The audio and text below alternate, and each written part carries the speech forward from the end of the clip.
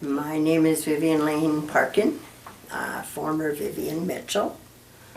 I was born in Newcastle. All my ancestors are actually buried in Newtonville.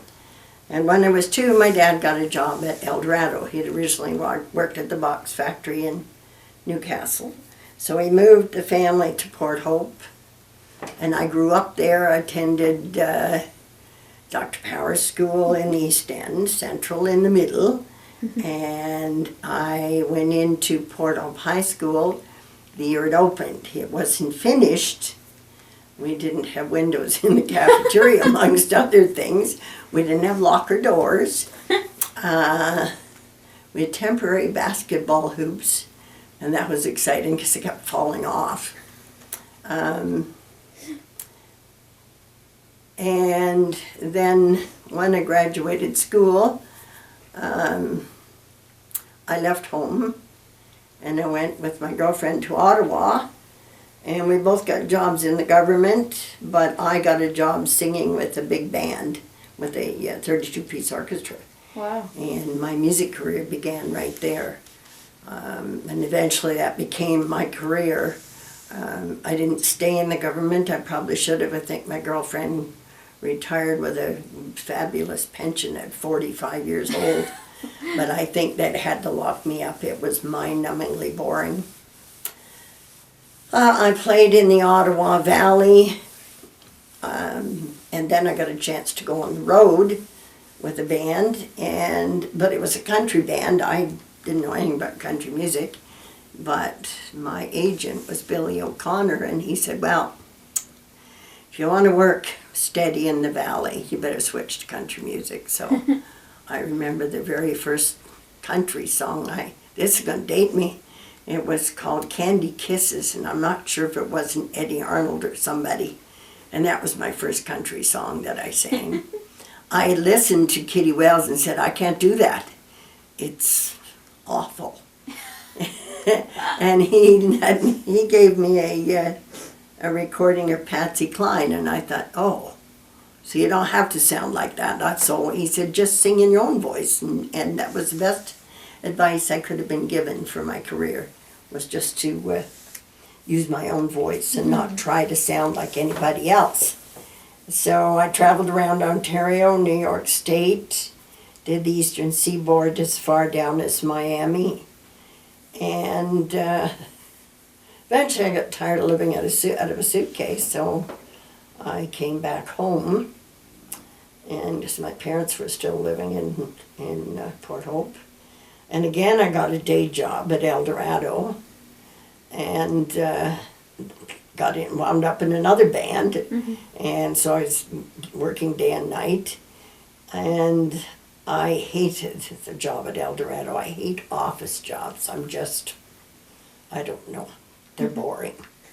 So I went to work for Laszlo and Ildiko Udvarhaj, who had a portrait studio on John Street. And so I started working with them and doing weddings, and Ildiko was a wonderful teacher. She taught me a lot about, photography, and I had an artistic eye anyway, so it all came together, and I thoroughly enjoyed it. At Chemcraft happened, somebody stuck their head in the door and said, you better get out there, there's a big fire and nobody's there yet. So I threw my camera equipment in the car, tore out there, and it was absolutely amazing, this fire, because of course these canisters were going off here, there, and everywhere. And I pulled right in behind the fire truck. There wasn't any police or anybody else there yet. Roy Damon was the fire chief at the time, and he came out and he looked at me and he said, well, that's good. You beat everybody else here.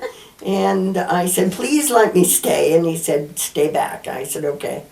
So I took a lot of pictures of the guys working and of the fire without realizing that it had become news in the city, because they'd had to close the 401 down, which where I was, I couldn't see that the highway was involved, but the black smoke was so thick I couldn't see anything anyway. So when I got back to the studio, I got a call from Sun, the little newspaper that could. And they said, we understand you have some pictures of the big fire that's closed down the 401. And it closed the 401. Why? It's because of the smoke. So I said, yes, I do. And they said, would you be interested in selling them? And I said, no, I won't sell them, but if you give me credit, they said, we'll send somebody down. They sent a helicopter down. So anyway, they got my pictures, and they developed them and printed them and used what and thankfully sent the negatives back, because that's what I thought, oh, I've lost the negatives, but they sent them back. And I went on with the one picture. I have it up on my computer at the moment, which I can show you afterwards. I entered it. I belonged to the Professional Photographers of Canada, and I entered it in their annual competition, and I won my very first award with that one photograph. I went on to win a few more in other categories, but I was very proud of it. I got an assignment to do wine pictures for Welcome Motor Court when they opened their big fancy dining room, which doesn't exist anymore. Yeah. They wanted high-class wines and, this fancy wine cellar. And I said, well, if you're pulling people out of the city. But I said, what are you going to do about the regulars who come in? Because they had regular truck drivers come in who were beer drinkers. And I was worried about, that. So Bright's Wine had come out with 3 or 4 new wines because Joe Pacusa, he and his wife owned the place, said, I will never carry baby duck. It was fine, you don't have to go that far.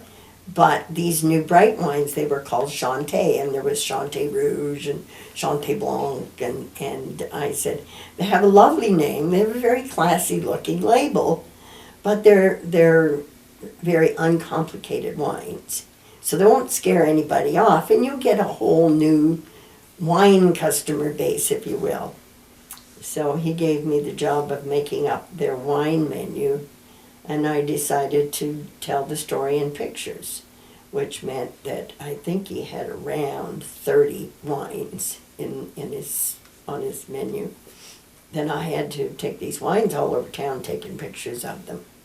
And I kept getting busted by the local constabulary because somebody would report, there's a lady down at the lake and she's got wine and cheese and a fancy table set up, and of course they'd come down and they got to know me pretty well.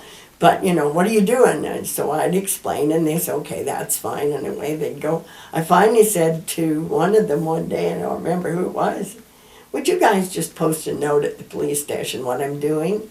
Because I was over at the old art school, because I used the waterfall there, and I used the bridge and the town hall as backgrounds, and in the winter I was out in a snowbank taking pictures of a nice champagne with the silver goblets, and so that was kind of hit in 80.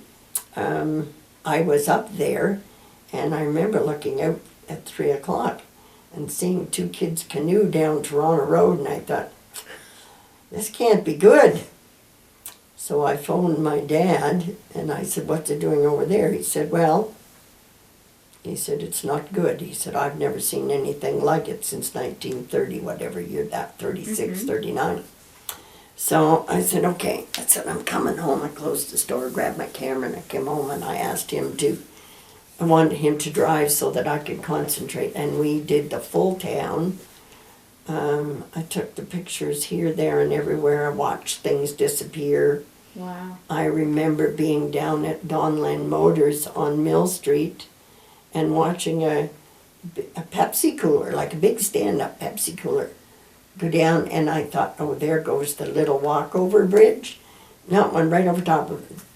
That, in fact, was the only bridge that didn't have any damage from the flood. They lost a couple of bridges, and everything else had major repairs to be done.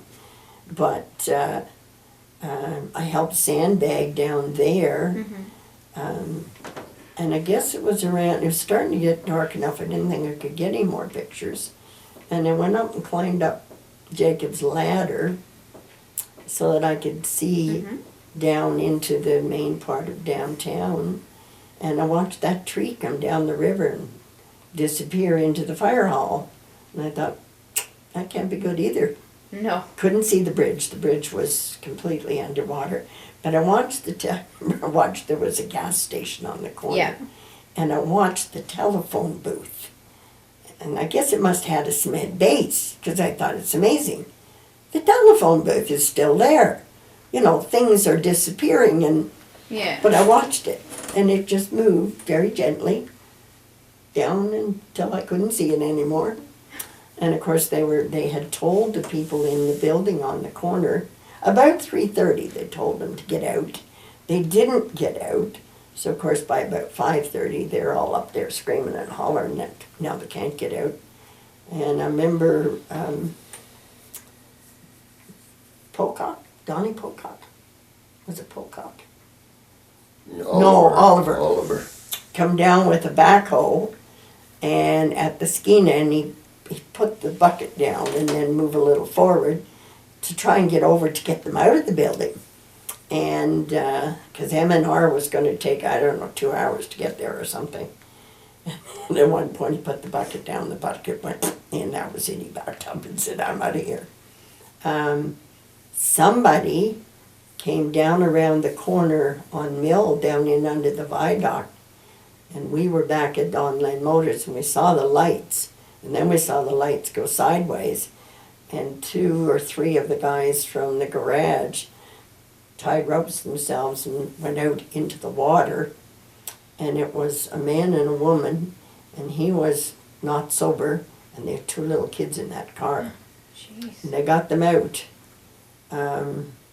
But I mean, that was, and then somebody tried to cross over to get to the Ganaraska Hotel on Ontario Street. From the main street, you're down, but now the Sears building is gone. But that, I don't know what they're going to do. And one of the policemen grabbed him and yanked him back out of the water. Well, the next day, of course, that whole roadway was gone. Why there was no one killed from sheer stupidity, I have no idea. That's amazing.